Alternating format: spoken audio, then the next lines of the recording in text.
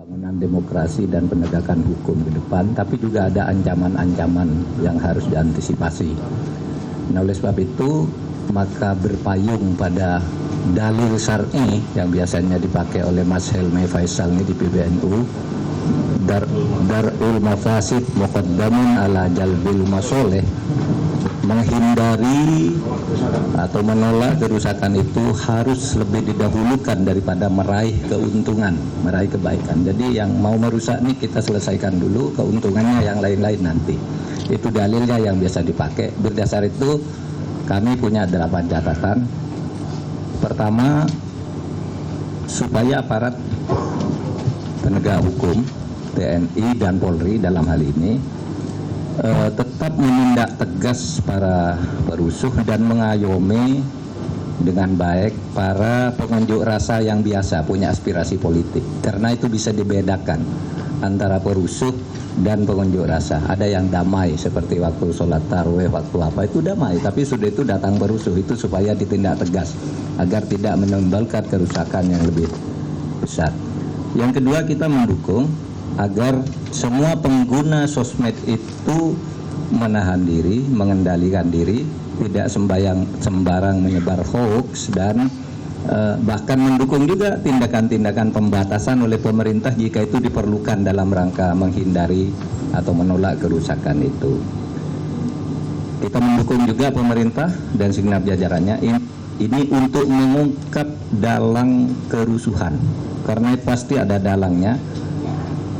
Tidak mungkin itu terjadi secara spontan. Gerakannya terlihat sekali sangat terencana dengan sebagai peralatan dan sistem komandonya. Kemudian juga kita mendukung agar segera diungkap, bahkan kalau perlu segera ditangkap pembawa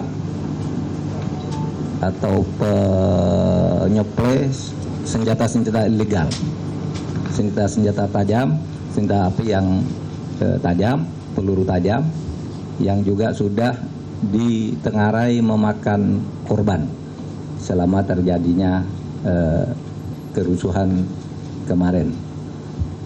Kita mendukung agar Polri mengungkap itu dan segera menjelaskan kepada publik siapa ini pelakunya. Kemudian berikutnya, kita mendukung Polri dan TNI terus menegakkan keamanan dan ketertiban untuk melindungi masyarakat. Dalilnya itu salus populi supreme lex, keselamatan rakyat, keselamatan bangsa dan negara itu merupakan hukum yang tertinggi yang harus didahulukan di dalam menyelesaikan masalah yang dihadapi. Kemudian tentu kita mendorong adanya rekonsiliasi politik, karena politik itu tidak bisa zero sum game, yang menang ngambil semuanya, yang kalah dihabisi seluruhnya. Saya kira untuk alam Indonesia dan budaya Indonesia, rekonsiliasi politik itu menjadi penting untuk terus didorong, yang sekarang sudah mulai dilakukan dan mulai menampakkan perkembangan yang positif. Kemudian seluruh masyarakat juga supaya menahan diri, jangan terprovokasi, karena mungkin saja masih akan terjadi hal-hal yang betapapun kecilnya akan terjadi hal-hal yang sifatnya membahayakan melalui provokasi-provokasi yang mungkin kalau kita tidak betul-betul sadar itu akan membahayakan kita. Dan yang terakhir, penyelesaian sengketa Pilpres itu sekarang ada di Mahkamah Konstitusi. Kita mengapresiasi Pak Prabowo paslon nomor 2 bersama Pak Sandi yang telah membawa kasus ini ke Mahkamah Konstitusi untuk mencari penyelesaian yang paling elegan.